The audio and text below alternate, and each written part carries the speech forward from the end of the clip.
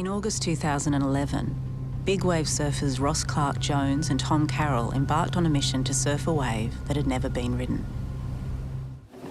When I see perfect waves, really good waves, and the first reaction, the first response is to drop everything in my life and surf.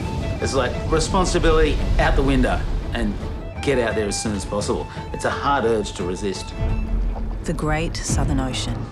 Intensified by the winter months, huge storms circle the bottom of the world from west to east. The air is freezing cold and you just have the most spectacular feeling of awe, the raw elements in front of you.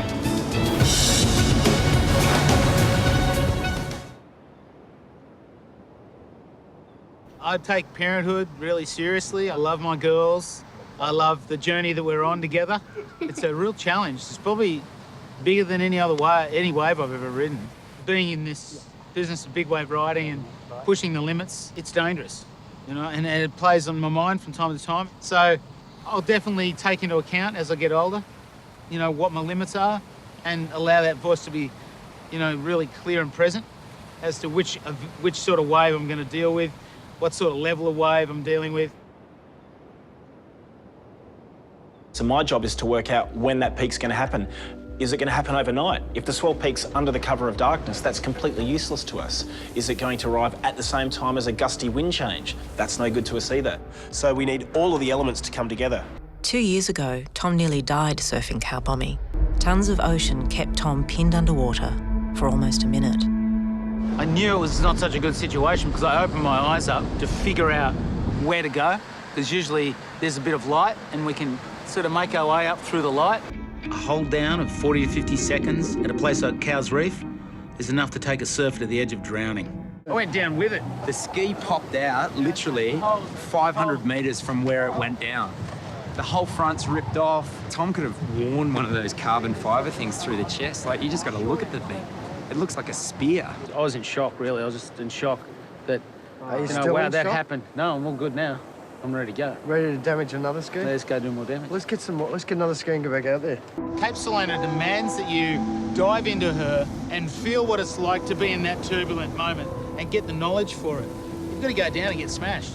She will demand that you pay the price before you get one. I know that there's been really bad neck injuries out there before, you know, potentially life-threatening injury out there. I don't want to see him in that situation. I don't want to have a quadriplegic friend. Yeah, that's one of the most horrible, you know, situations to be in for anybody, I'd imagine, and that's the sort of injury that you'd be up for at Cape Salona.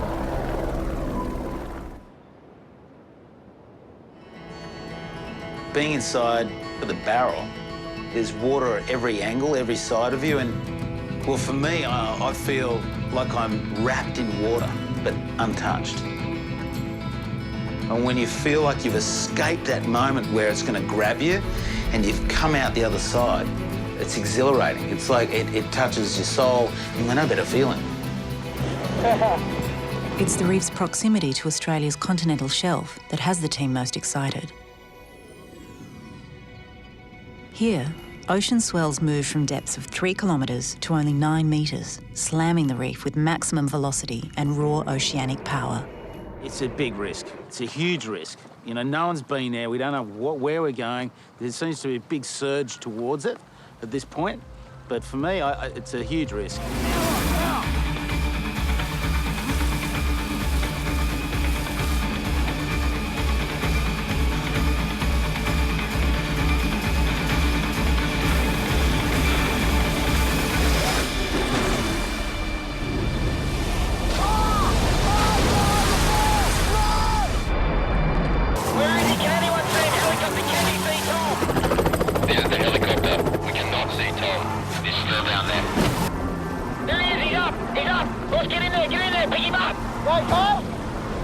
That hold down was one of the worst hold downs of my life. I nearly drowned. It was a long kind of roller coaster ride. Boom! It was quite a heavy impact and then spat back up in the air. And then I'm flying in the air and then down I went.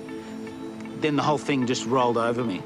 Just got ripped and torn, ripped and torn, ripped and torn, ripped and torn. By the time I got near the surface, I really needed a breath, and I took a breath just a little early, so I got a bit of white water in my mouth into my lungs. Do a swap? I want to go. You all right? Yeah. There's another one. There you go. Ross and I love surfing waves in the middle of nowhere for the first time. You never know what you're going to get. And I think that's what keeps us going.